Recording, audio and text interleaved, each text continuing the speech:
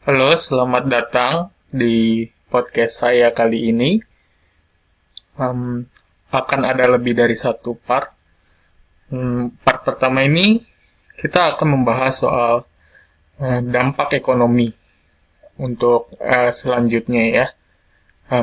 Dan di part berikutnya juga ada beberapa analisis dari solusi yang bisa diambil. Nah, sekarang yang ingin saya sampaikan mungkin kenapa saya membuat ini. Ya, di satu sisi tujuannya ya untuk membagikan ilmu yang mungkin bisa menjadi inspirasi juga bagi orang. Dan ya tentu saja untuk mengisi waktu-waktu kosong, karena sebagai anak muda ya kita harus melakukan sesuatu. Semoga bisa memiliki dampak positif juga buat orang banyak. Dan sini kalau merasa ini berguna, bisa di like, bisa di share, juga bisa di subscribe untuk informasi video-video berikutnya. Nah, langsung saja kita akan bahas tentang kondisi saat ini. Ini report yang saya ambil dari Bloomberg. Di sini untuk kasusnya Amerika. Untuk Amerika sendiri, probability, kemungkinan untuk terjadinya resesi itu sudah di angka 100% pada tahun 2020. Nah, sejarahnya bagaimana? Nah, kalau di Amerika sendiri waktu itu mulainya di 2001. Sedangkan kalau di Indonesia mungkin sekitar sini ya. 98. Siklusnya kalau kata orang itu setiap 10 tahun. Itu kata orang ya. Nah, nggak tahu benar atau enggak. Tapi kalau dengan asumsi seperti itu, ternyata benar, di 2008 terjadi di Amerika. Di Indonesia sendiri, dampaknya seperti apa? Nah, itu nanti kita akan bahas. Lalu kemudian seharusnya dengan siklus tersebut, berikutnya adalah di tahun 2018. Cuman para ahli sudah mempersiapkan dengan matang di 2018 ini. Sehingga dampaknya kurang cukup dapat di bumper, tapi bertemu siklus yang katanya juga setiap 100 tahun ini di tahun 2020. Sehingga dampaknya tidak bisa di bumper lagi. Di sini probability-nya 100% kalau menurut Bloomberg. Ini menurut Bloomberg ya. Dan untuk kasusnya Amerika. Nah, bagaimana dengan kondisi saat ini? Nah, ini dari Kemenku. Nah, angkanya akan bertambah nih. Angkanya akan bertambah. Oke, untuk pengangguran. Nah, untuk Amerika sendiri 20% prediksinya. Sedangkan untuk pendapatan juga menurun. Sehingga peningkatan jumlah angka kemiskinan juga diprediksi menurut Kemenko. Jadi ini adalah dampak-dampak yang harus kita hadapi selanjutnya dan kita pikirkan sama-sama bagaimana solusinya. Nah, pertama kita harus jelas dulu apa yang dimaksud dengan resesi. Di sini kata kuncinya adalah penurunan yang signifikan terhadap aktivitas ekonomi. Apakah itu terjadi? Itu bisa dilihat dari beberapa parameter ya. Parameternya adalah PDB. Sebenarnya PDB naik atau turun? kemungkinan besar akan menurun karena aktivitas produksi banyak yang menurun juga. Misalnya pabrik-pabrik yang mengurangi produksinya, pabrik mobil istilahnya, yang beritanya baru-baru ini. Terus real income, ini beritanya sudah mulai banyak juga, pemotongan gaji, lalu apalagi, bisa komen deh yang dirasakan sendiri. Lalu kalau ini itu yang terasa angka pengangguran, yaitu tadi efek dari PHK misalnya. Produksi industri itu juga pabrik dan penjualan retail. Penjualan retail merupakan tanda dari perubahan aktivitas ekonomi, perubahan penjualan retail. Jadi di sini kasusnya bukan cuman yang tertera di Bloomberg, tapi di Indonesia sendiri tampaknya mulai terasa. Hal ini wajar ya, karena tidak ada negara manapun yang bisa tidak terdampak ketika negara lain terdampak. Dan tentu saja ini dampaknya juga di Indonesia sendiri pun masalahnya ada, yaitu virus itu tadi membuat perubahan dari aktivitas ekonomi.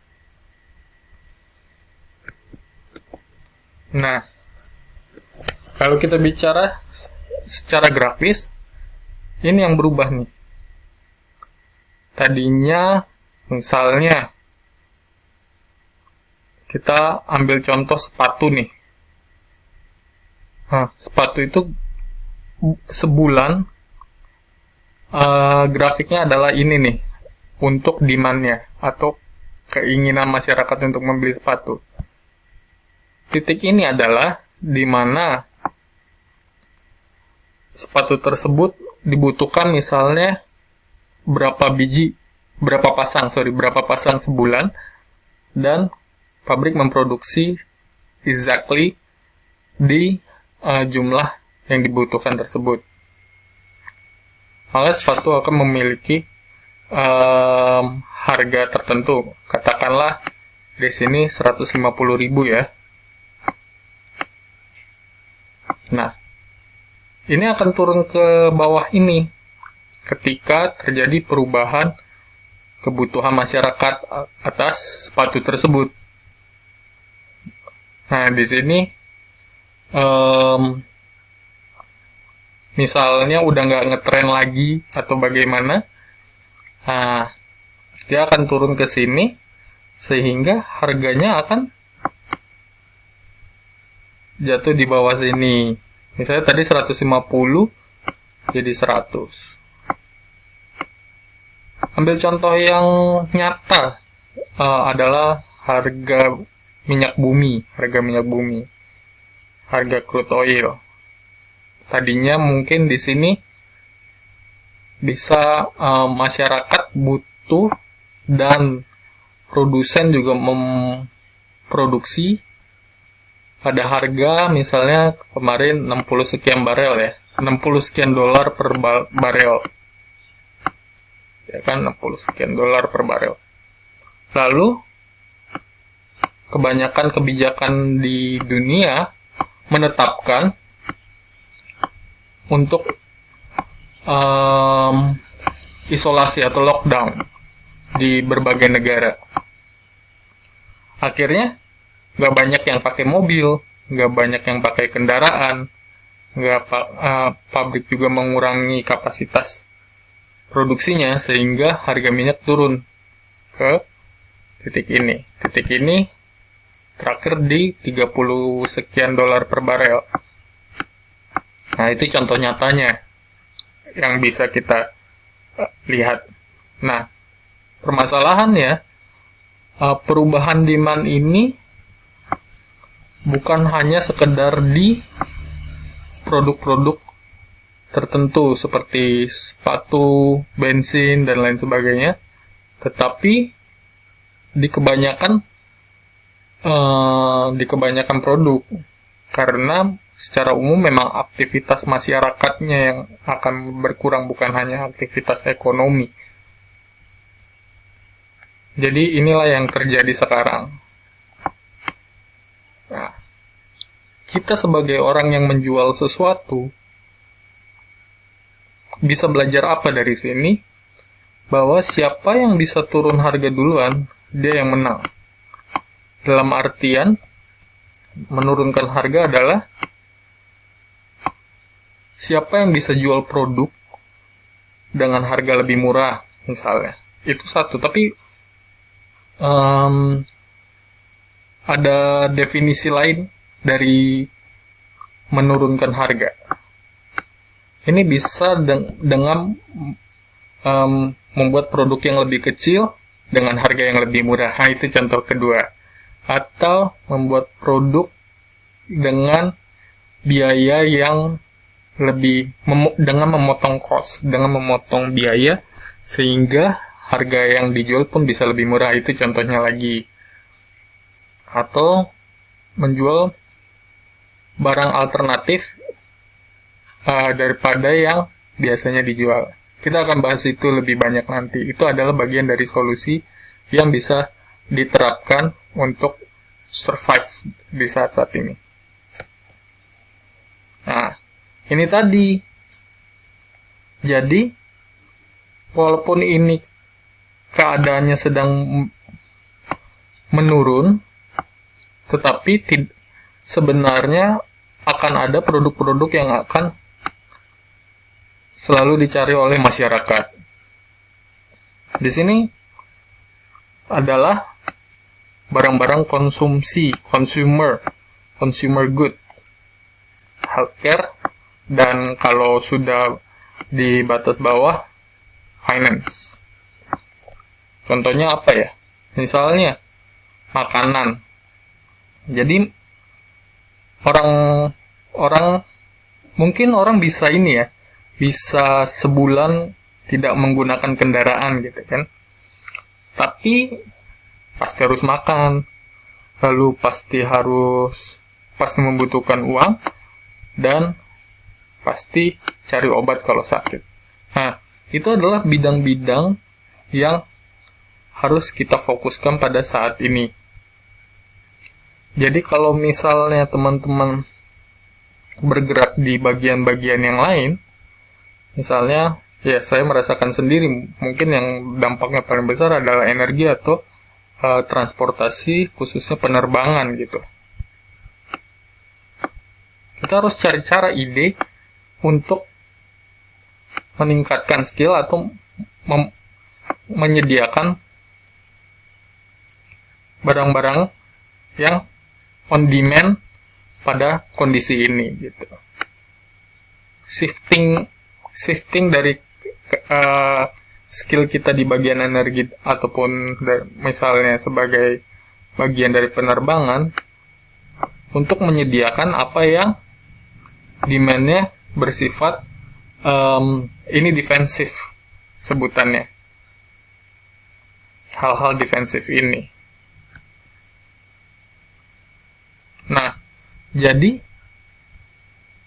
tahun 2008 dengan Menteri Keuangan yang sama, kita bisa bertarung. Di sini akibat kebutuhan dalam negeri yang juga sebenarnya tinggi. Jadi tidak terlalu bergantung pada ekspor. Nah, inilah yang disebut potensi pasar domestik. Jadi di waktu mendekat kita harus fokus menyediakan yang dibutuhkan atau demand dalam negeri supaya roda ekonomi tetap bergerak. Itu salah satu solusi yang terbukti berhasil pada tahun 2008.